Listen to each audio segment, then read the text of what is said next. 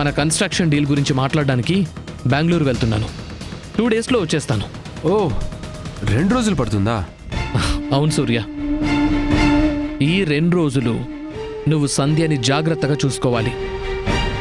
ఇదొక ఫ్రెండ్గా నా రిక్వెస్ట్ అనుకో, ఆర్డర్ అనుకో.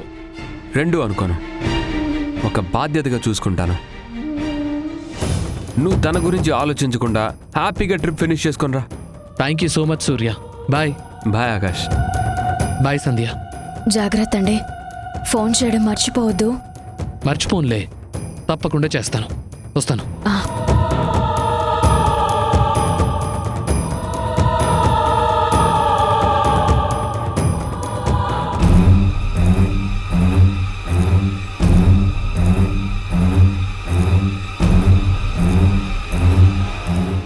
భర్తను సాగనంపొచ్చావా సంధ్య?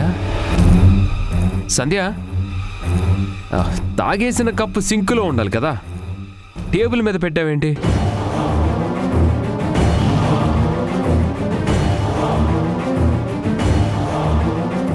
ఆకాష్ వెళ్ళి నిమిషం కూడా కాలేదు, అప్పుడే ఇంత కన్ఫ్యూజ్ అయితే ఎలా సంధ్య? మనిద్దరం కలిసి ఇంకా 2 రోజులు గడపాలి. ఎలా ఉంటావో ఏంటో. ఇక్కడికి వచ్చిన కొత్తల్లో ఈ ఇంటికి ఎందుకు వచ్చానా అని ఫీల్ అయ్యేవాడిని. కానీ ఈరోజే కారణం తెలిసింది. అదేంటో తెలుసా? నా మీద ఆకాష్ పెంచుకున్న భయంకరమైన నమ్మకం. నీ భయం చూడ్డానికి వినడానికి అది. అంటే మేం రూమ్లో మాట్లాడుకునేది మీరు విన్నారా? విన్నారా అంటే కావాలని వినలేదు. అటుగా వెళ్తుంటే మాటలు వినపడి ఆగాను. అది కూడా తప్పేనా? భార్యాభర్త గదిలో మాట్లాడుకుంటుంటే వినడం తప్పు కదా? ముందు నువ్వు నాకు భార్య సంధ్య, నా తరువాతే సూర్య నీకు భర్త అయ్యాడు. సో నేను వినడంలో తప్పేమి లేదని నా అభిప్రాయం. అదీ కాక ఆకాష్ నా బెస్ట్ ఫ్రెండ్. అతని లైఫ్లో ఏమవుతుంది, అతని కాపురం ఎలా ఉంది, ఏదైనా ప్రాబ్లం ఉంటే సొల్యూషన్ చెప్పాలనుకోవడం ఒక ఫ్రెండ్గా నా బాధ్యత. తప్పులని ఒప్పులుగా మార్చుకునే మీతో ఎంత చెప్పినా ఏం మాట్లాడినా అనవసరం. పోనీ నీకు నచ్చినట్టు మాట్లాడినా, నిన్ను మెప్పించే మాటలు చెప్పనా? నాకేం చెప్పద్దు, నేనేం వినను. మీకేం ఊసిపోకపోతే ఊరంతా తిరిగిరండి, అంతేకాని నా టైము మీ టైము వేస్ట్ చేసుకోకండి. నీతో మాట్లాడడం, నీ కోపాన్ని భరించడం నాకెప్పుడు టైం వేస్ట్ కాదు.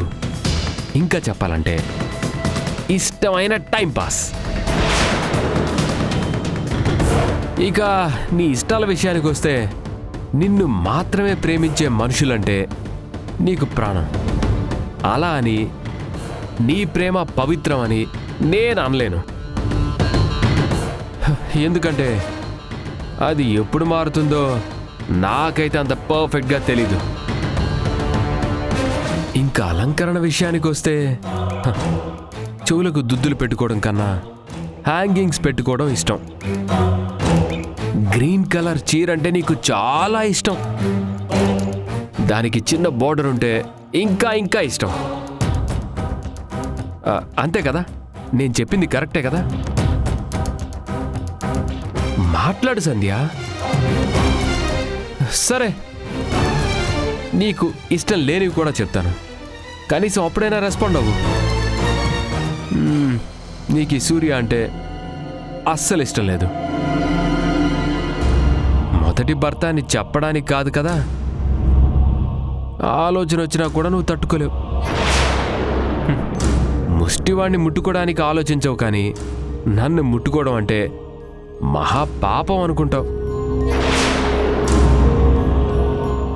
వెళ్ళిపోకు సంధ్య, ఇంకా చాలా లిస్ట్ ఉంది, అన్నీ వినొచ్చు కదా. సర్లే, ఇంకా 2 రోజులు టైం ఉంది కదా, ఏదో ఒక టైంలో డీటెయిల్డ్గా చెప్తాను.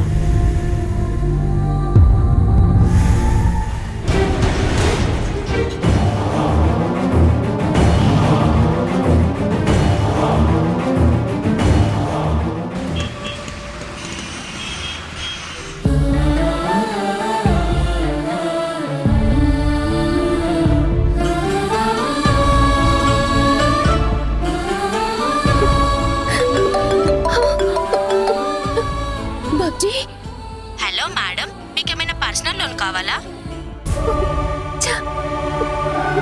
అన్నోన్ నంబర్ నుండి ఏ ఫోన్ వచ్చినా మీ నాన్నేమో అనుకుని ఇంకెన్ని రోజులు ఆశగా లిఫ్ట్ చేయాలరా? కనీసం నువ్వు నా కడుపులో ఉన్నావన్న శుభవార్త కూడా చెప్పే అదృష్టం, అవకాశం రెండూ దక్కడం లేదురా. మీ నాన్నకి నా మీద ప్రేమ పడుతుందన్న ఆశ, నీ గురించి తెలిస్తే మారుతారు అన్న నమ్మకం రోజు రోజుకి పోతోంది.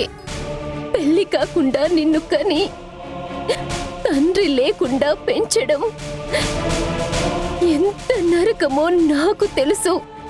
అలాగని నెలలు నిండని నిన్ను దూరం చేసుకునేంత ధైర్యం నాకు లేదురా.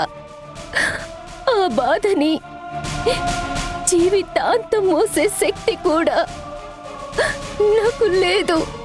అందుకే ఒక నిర్ణయం తీసుకున్నాను. మన సమస్యకి చావు తప్ప వేరే పరిష్కారం లేదు.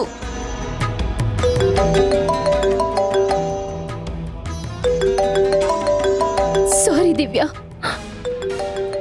నీతో మాట్లాడితే నా నిర్ణయం మారే అవకాశం ఉంది. అందుకే నేను కాల్ లిఫ్ట్ చేయలేను.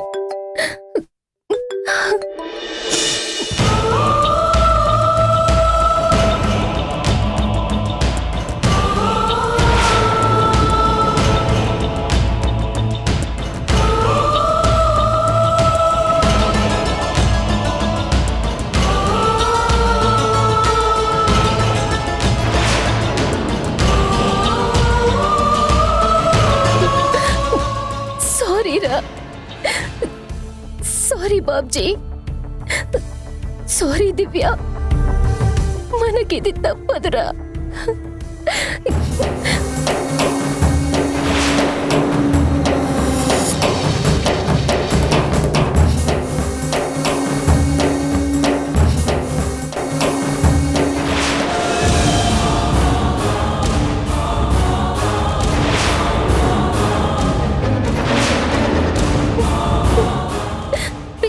నీకు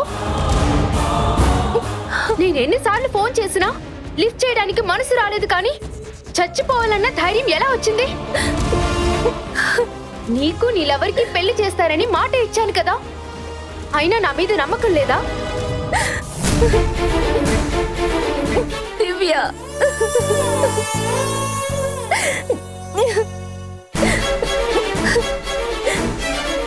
నాకు చావు తప్ప వేరే ఆప్షన్ కనిపించలేదు దివ్య. అదే ఎందుకు? నీ పెళ్లికి నేను గ్యారెంటీ ఇచ్చాను కదా. నువ్వు 3 ముళ్ళ కోసం మాటిచ్చావు, కానీ నాకిప్పుడు 3వ నెల